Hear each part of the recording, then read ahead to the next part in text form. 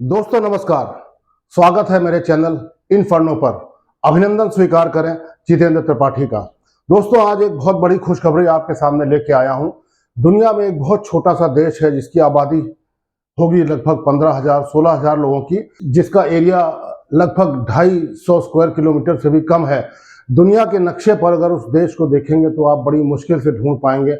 वहां पे खनिज संपदा का अकूत खजाना मिला है, इतना ज्यादा भंडार मिला है बेशकीमती मटेरियल्स का, मिनरल्स का, कि अगर वो हमने उस खनिज संपदा का अगर प्रॉपर्ली खनिज कर लिया, उसकी प्रॉपर्ली माइनिंग कर ली, तो अगले सैकड़ों वर्षों तक जो है जो फॉसिल फ्यूल जिस पे हम डिपेंडेंट हैं, फॉसिल फ्यूल मतलब जो पेट्रोलियम के जो फ्यूल्स हैं, पेट्रोल डीजल हो गया, कोल हो गया और जो गैस वगैरह हो गई, जो बहुत लाखों करोड़ों सालों से जमा हो रही है हमारी पृथ्वी पर और जिसका कि हम दोहन कर रहे हैं, तो इस चीज से हमें छुटकारा मिल जाएगा। इतने बेशकीमती मटेरियल्स वहां पर मिले हैं। उस देश का नाम बताने से पहले आपसे कुछ चर्चा करना चाहूंगा, उसके बाद मैं ये राज खोलूंगा वो कौन सा देश है और कितना खजाना वहां पे मिला है। आप निश्चित रूप से आपकी आंखें फटी की फटी रह जाएंगी। आप अपने आसपास देखिए, जितनी भी चीजें आप यूज करते हैं, चाहे वो मोबाइल फोन हो, चाहे वो कोई गैजेट्स हो, चाहे वो बच्चों के खिलौने हो, ये जो हेलीकॉप्टर के खिलौने हो, जिन जिन चीज़ों में बैटरीज लगती हैं, लैपटॉप हो गया, टैब्स हो गया, और अब तो जो है बिजली से चलने वाली गाड़ियां भी आ गई हैं जिसमें बहुत सारा जो है लिथियम आयन बैटरी का इस्तेमाल होता है। तो ये जो जिन गैजेट्स की मैं बात कर रहा हूँ, ये सारे गैजेट्स जो हैं ये लिथियम आयन बैटरी से चलते हैं। और लिथियम आयन की खोज में आज पूरी दुनिया के सारे देश लगे पड़े हैं कि मेरे देश में लिथियम मिल जाए, क्योंकि आगे आने वाला समय जो है वो पेट्रोल और डीजल से हटकर, कोल और गैस से हटकर इसी लिथियम आयन बैटरी का है। बिजली से ही सारी चीज़ें चलाने का प्रयास होगा, जो कि काफ़ी एनवायरमेंटल फ्रेंडली भी है, इको फ्रेंडली भी है और काफ़ी जो है किफ़ायती भी पड़ेगी। तो आज की डेट में कौन से देश हैं जहां पे लिथियम पैदा होता है, जहां पे लिथियम ओर की माइनिंग होती है? तो सबसे बड़ा जो एरिया आता है हमारे दिमाग में वो लिथियम ट्रायंगल है। दोस्तों लिथियम ट्रायंगल जो है साउथ अमेरिका का जो कॉन्टिनेंट है उसके 3 देशों का जो कॉर्नर है, उनके जो 3 देशों की बाउंड्री जो मिलती है उनको मिला के एक एरिया बनता है जिसको लिथियम ट्रायंगल बोलते हैं, जहां पे लिथियम ओर की माइनिंग सबसे ज्यादा होती है। और ये देश है अर्जेंटीना, चिली और बोलीविया। पूरी दुनिया का लगभग 53% लिथियम की माइनिंग यहीं पे होती है। इसके अलावा जो लिथियम पाया जाता है वो चाइना में, ऑस्ट्रेलिया में और थोड़ा बहुत कुछ और देशों में पाया जाता है। अपने देश भारत में भी लिथियम ओर की जो है डिस्कवरी हुई है। जम्मू कश्मीर में प्रचुर मात्रा में जो लिथियम के ओर है वो पाए गए हैं, लेकिन जब तक उनकी माइनिंग होगी, जब तक वो हमारे काम आएगा, उसमें बड़ा समय लगना होगा। तो यूं समझ लिए कि आगे दुनिया में आने वाला जो समय है वो लिथियम आयन बैटरी का है और सारे देश इसके पीछे भाग ही रहे हैं, जैसा कि मैंने आपको बताया। लेकिन दोस्तों जब ये लिथियम आयन बैटरी बनती है तो लिथियम तो इसका जो एक प्रमुख कंपोनेंट होता ही है। अकेले लिथियम ही इसमें कारगर नहीं होता है। लिथियम के साथ जो बैटरी में बाकी जो एलिमेंट्स यूज होते हैं वो होता है कोबाल्ट, निकल, मैग्नीज और कुछ रेयर अर्थ एलिमेंट्स भी इसमें यूज होते हैं। इसके अलावा कॉपर का यूज होता है। अब सोच लिए कि अगर हमको बैटरी बनानी है तो इतने सारे मटेरियल्स हमको चाहिए होंगे। एक तो लिथियम चाहिए होगा, कॉपर चाहिए होगा, निकल चाहिए होगा, कोबाल्ट चाहिए होगा, मैग्नीज चाहिए होगा। और इन सारी चीज़ों की अगर हमको संपदा, सारी चीज़ों का भंडार अगर एक ही जगह पे मिल जाए तो क्या ही बात होगी, कितना आसान हो जाएगा हमारे लिए इनकी माइनिंग करना और इन सब मटेरियल्स से लिथियम आयन की बैटरी बनाना और अपनी ज़िंदगी के विभिन्न पहलुओं के जो इक्विपमेंट्स हैं उनको चला पाना। तो दोस्तों आइए चलते हैं, आपको बताते हैं कि कहाँ पे इन सब चीज़ों का इकट्ठा एक भंडार हमको मिला है और जिससे कि पूरी दुनिया का भला होने वाला है। दोस्तों देश का नाम है कुक आइलैंड्स। कुक आइलैंड्स एक 15 आइलैंड्स का एक देश है, एक आर्किपेलागो है जिसमें 15 आइलैंड्स हैं। इसकी कैपिटल है एवरुआ और 1965 तक ये जो है न्यूजीलैंड की कॉलोनी हुआ करती थी। तो जाहिर सी बात है न्यूजीलैंड के पास ही ये देश होगा। और आज की हालत ये है कि ये देश ऑटोनोमस है, पूरी तरीके से ऑटोनोमस है, बट हाँ न्यूजीलैंड सरकार का कुछ नियंत्रण इस पर जरूर है। मैंने आपको अपने कई सारे वीडियोज में बताया है कि बहुत सारे देश जो समुद्र के किनारे को टच करते हैं उनका अपना एक एक्सक्लूसिव इकोनॉमिक जोन होता है।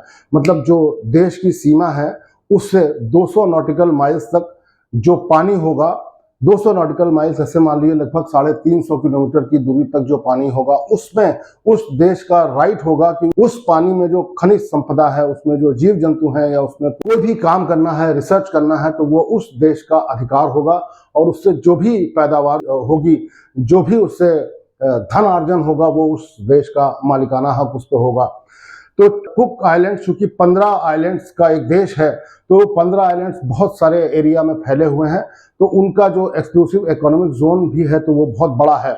यूं मान लिए कि कुक आइलैंड्स का जो एक्सक्लूसिव इकोनॉमिक जोन वो इतना बड़ा एरिया है, जैसे मेक्सिको देश का जो लैंड मास है, जो मेक्सिको देश में जितनी भूमि है, लगभग उतना एरिया जो है कुक आइलैंड्स का एक्सक्लूसिव इकोनॉमिक जोन है। लगभग 7.5 लाख स्क्वायर माइल्स का ये एरिया है।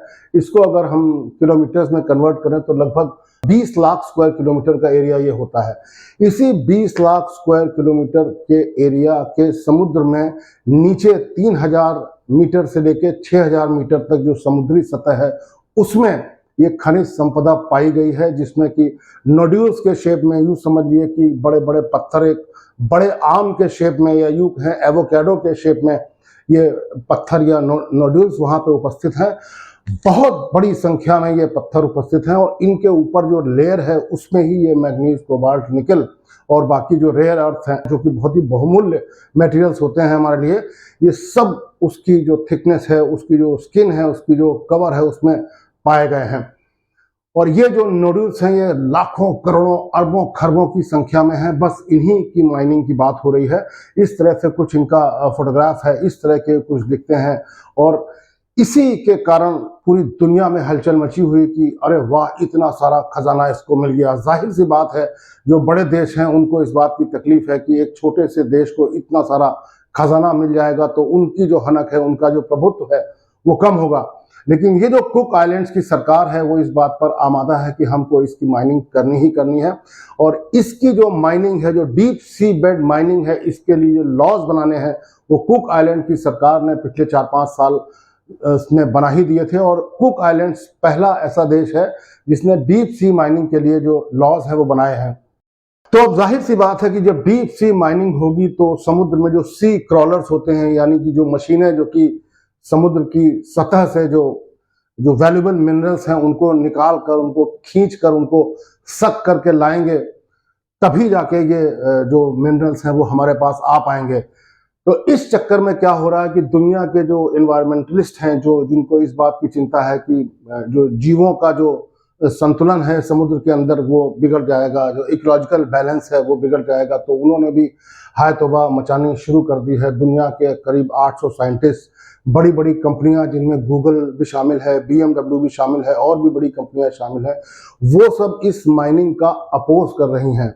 और जो कुक आइलैंड्स की सरकार है उसका कहना है कि चूंकि ये मेरे देश में पाए गए हैं और आज हमको इस तरह की संपदा जो मिली है इसका तो हम पूरी तरीके से इस्तेमाल करेंगे, इसका फ़ायदा उठाएंगे। ये जो बड़े बड़े देश हैं जो इस तरह की बातें कर रहे हैं, अपने लेवल पर ये दुनिया का नुकसान कर चुके हैं, बहुत ज़्यादा पैसा ये कमा चुके हैं समुद्र का दोहन करके, और भी जो अर्थ की जो डिफरेंट पैरामीटर्स हैं उनको भी इन्होंने बहुत ज़्यादा इसका फ़ायदा उठाया है, तो हम भी इसको उठाएंगे। और इस तरह की एक बहस वहाँ पर चल रही है।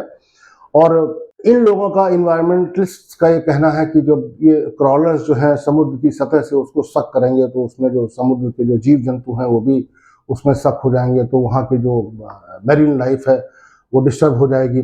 लेकिन ये जो खजाना है वो इतना बड़ा है कि कुक आइलैंड्स की सरकार जो है इस पर आमादा है कि हम तो सी बेड की माइनिंग करके ही रहेंगे। एक वीडियो देख लीजिए किस तरह से सी बेड की माइनिंग होती है, किस तरह से मशीन जो है वो शिप से उसके समुद्र के अंदर 3000, 4000, 5000 मीटर गहराई में एक मशीन डाली जाती है, वो किस तरह से समुद्र की सतह को खंगालती है, उसका सर्वे करती है, किस तरह से उसको डिस्टर्ब करती है और किस तरह से वहाँ की जो मिट्टी है, जो सिल्ट है, उसको अपने में समेट के, उसको सक करके, उसको एक तरह से खींच करके किस तरह से ट्यूब द्वारा इसको ऊपर भेजती है, तो आपको ज़्यादा आसानी हो जाएगी।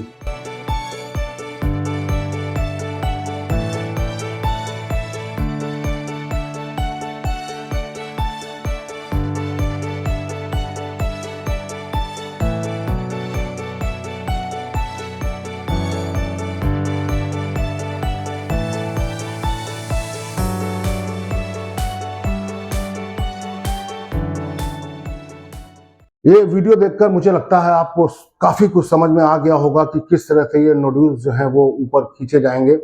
और ये जो नोड्यूल्स हैं इनके ऊपर जो थिकनेस जो जमा है वही उसी थिकनेस में जो ये जो मटेरियल्स हैं निकल कोबाल्ट मैग्नीशियम और जो बाकी रेयर अर्थ हैं, कुछ कॉपर भी है इसमें, तो कहा जाता है कि इसकी जो थिकनेस है वो लगभग एक क्रेडिट कार्ड के बराबर। एक क्रेडिट कार्ड की थिकनेस दोस्तों होती है 0.76 mm। ये एक इंटरनेशनल स्टैंडर्ड है। तो ऐसा कहा जाता है, रिसर्चर्स ने जब इसको देखा, इन नोड्यूल्स को देखा, इसकी परत को स्टडी किया, तो ऐसा पता लगा कि ये जो 0.76 mm की थिकनेस है ये 10 लाख साल में इतनी मोटी थिकनेस बनती है। तो यूँ समझ लिए कि अगर इस पे 3 mm की थिकनेस अगर उन मटेरियल्स की जमा है जिनकी मैं बात कर रहा हूँ, तो समझ लिए कि करीब करीब 40 लाख साल लग गया होगा इतनी मोटी 3 mm मोटी जो है लेयर जमा होने का। बेशकीमती खजाना है और ऐसा साइंटिस्ट ने अनुमान लगाया है कि लगभग 2000 करोड़ टन का जो मिनरल है, कोबाल्ट, निकल और मैग्नीशियम मिला के इतना सारा मिनरल वहाँ पे अवेलेबल है। और इस मिनरल को अगर हमने निकाल लिया या जब भी हम इसको निकालना शुरू करेंगे तो जो फॉसिल फ्यूल पर हमारी डिपेंडेबिलिटी है, मतलब जो कोल है, गैस है और पेट्रोलियम पदार्थ हैं, इन पे डिपेंडेबिलिटी बिल्कुल ख़त्म हो जाएगी। और ये जो मात्रा है इस मिनरल की, ये बहुत ज़्यादा सालों तक, मेरे ख्याल से सैकड़ों सालों तक चलेगी, ऐसा इनका मानना है। तो दोस्तों मुझे लगता है कि ये एक बहुत अच्छी खबर है कि जिस बैटरी को बनाने के लिए हमको निकल, कोबाल्ट, मैग्नीशियम और जो रेयर अर्थ मटेरियल्स हैं इनको चाहिए, वो सारा खजाना जिसको अभी तक हम ढूंढ रहे थे, इधर उधर सब जगह पड़ा हुआ था, वो एक ही जगह जाके मिल गया है। तो मुझे लगता है कि जब इसकी माइनिंग शुरू होगी, वो अंततः शुरू होनी है। ये एनवायरमेंटलिस्ट जितना भी अपना प्रतिरोध कर लें, विरोध कर लें, उससे कुछ होना नहीं है, क्योंकि वहाँ की सरकार इस बात पे एडमेंट है कि हमने इस नियम को बना दिया है, हमने ये निश्चित कर लिया है कि हम माइनिंग करेंगे। अब दुनिया में जिसको जो कहना हो वो कहता रहे। तो मुझे लगता है ये हमारे लिए एक बड़ी अच्छी खबर है। अब निकल, कोबाल्ट, मैग्नीशियम और रेयर अर्थ, लिथियम समेत हमको मिल जाएंगे और हमारी जो ज़िंदगी आगे इसी लिथियम आयन बैटरी पे डिपेंडेंट होने वाली है, काफ़ी तरीके से उसको बहुत आराम मिलेगा। मुझे लगता है दोस्तों ये जानकारी आपको पसंद आई होगी। अगर ऐसा हुआ तो मेरे चैनल को इन्फर्नो जिसका नाम है उसको सब्सक्राइब करें, शेयर करें और अपने बहुमूल्य कमेंट भी दें कि लिथियम ओर के साथ अगर ये जो निकल, कोबाल्ट, मैग्नीशियम हमको मिल गया है तो उससे हमारी ज़िंदगी पर क्या असर पड़ेगा। अपना ख्याल रखिएगा। शुभकामनाएं। नमस्कार।